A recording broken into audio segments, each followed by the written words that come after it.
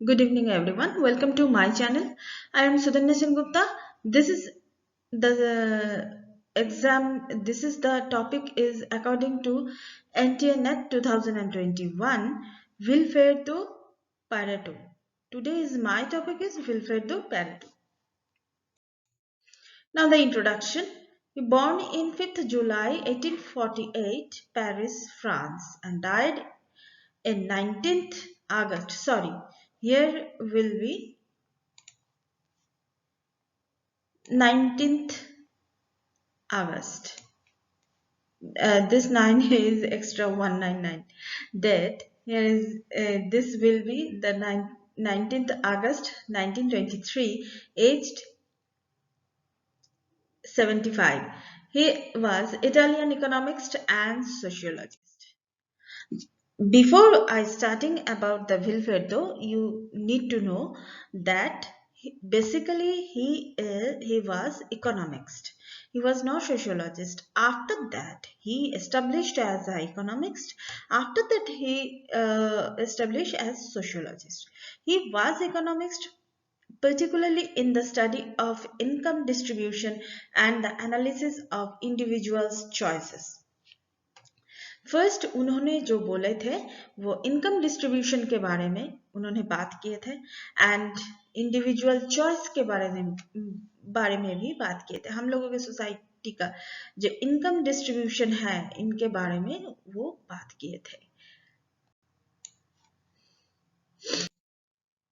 He was also responsible for popularization of use the term of elite in social analysis.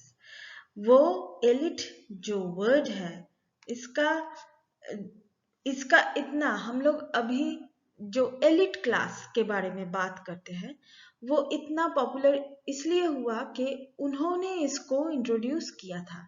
उन्होंने introduce किया था मतलब ये word था डिक्शनरी में लेकिन इसको पॉपुलराइज किया था उन्होंने.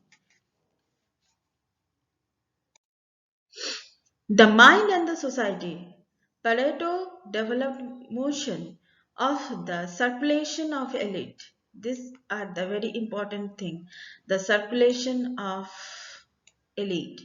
The first social cycle, a theory of sociology. He is famous for saying had उनका एक famous quote है that history is graveyard of aristocracies. History is graveyard of aristocracy. NTA में ये आ चुका है, नेट में ये आ चुका है, क्वेश्चंस डायरेक्ट क्वेश्चंस आ चुका है कि history is the graveyard of aristocracy किसने बोला है. So this is very important thing. Theory of social change. People called him Karl Marx of bourgeoisie. Karl Marx proletariat के बारे में ज्यादा बोले थे और ये बोले थे बुर्जुआ के बारे में, ये एलिट क्लास के बारे में ज्यादा बोले थे. तो एंड प्रॉफिट ऑफ फैसिज्म, इनको प्रॉफिट ऑफ फैसिज्म भी बोला जाता है.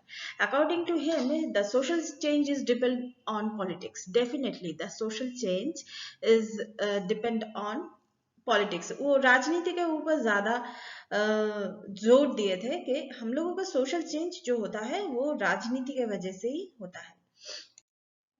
Types of people. Renters and speculators. Renters कौन होता है? जो हम लोगों के सोसाइटी में जो जैसे किराएदार रेंट में जो रहते हैं, this is the examples of रेंटर. And speculator means who is called risk taker, जो रिस्क ले सकते हैं. स्पेक्यूलेटर मीन्स जो रिस्क ले सकता है. ये उनके हिसाब से जो स्पेक्यूलेटर है वही बाद में एरिस्टोक्रेट बन सकता है एंड बाद में वो एलिट क्लास में जा सकता है उनके हिसाब से.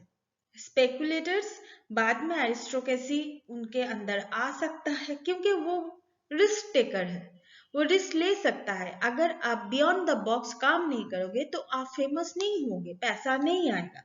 तो वो रिस्क टेकर है और उस रिस्क टेकर है इसीलिए वो एरिस्टोक्रेसी हो सकता है, एरिस्टोक्रेसी उनके अंदर आ सकता है एंड वो बाद में एलिट क्लास का एक मेंबर भी हो सकता है. Now the human behaviour. he was divided human behavior in two parts, residues and derivations. Residues behaviour कैसा होता है? जो नेचुरल होता है, बिल्कुल नेचुरल नॉर्मल जो होता है, जैसे combination, group presence, self expression, solidarity, sex, individual integrity, like this, ये सब रेसिडुअल्स के अंदर है। डिराइवेशन क्या है? Logical explanation of non logical action. Derivation होता है, सपोज आप कुछ नशा करते हैं, जैसे अल्कोहल, आप ज्यादा अल्कोहल कंज्यूम करते हैं, तो आप जानते हैं, you very much know about the alcohol, कि ज्यादा आप अल्कोहल लेंगे तो आपका लीवर और स्टमक खराब हो सकता है, लेकिन फिर भी आप क्या एक्सप्लेनेशन देते हैं? अगर मैं आपसे पूछूं कि आप इतना अल्कोहल क्यों लेते हैं, तो आप बोलेंगे कि मैं इतना अल्कोहल लेती हूँ क्योंकि मैं स्ट्रेस, मुझे संभाला नहीं जाता, like this is the derivation.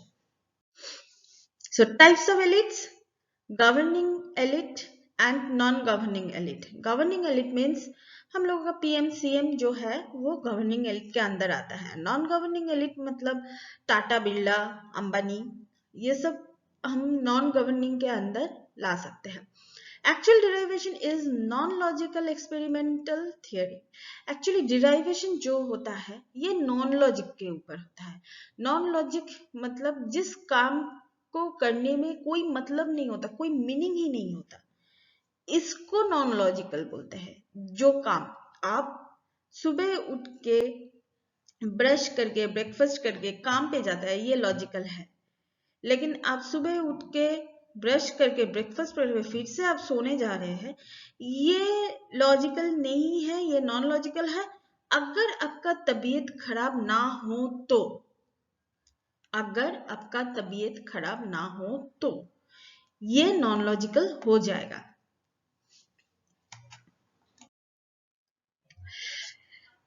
Logical action, he was talking about the logical action. It is based on facts.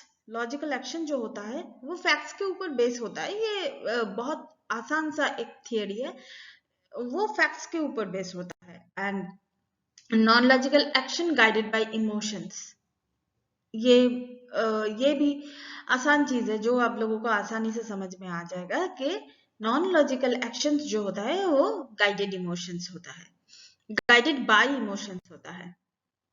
Divided by nature, according to nature, human behaviour के हिसाब से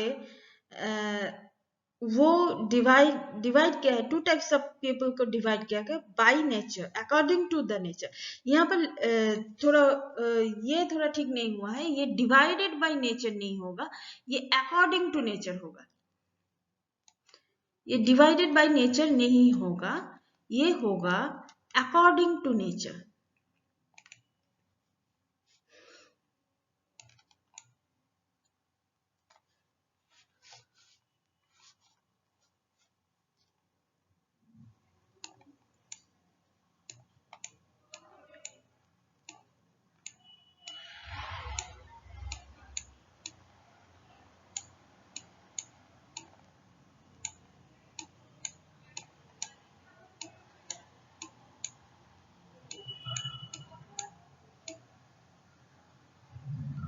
ये मेरा कुछ ठीक नहीं हुआ, बट ये होगा अकॉर्डिंग टू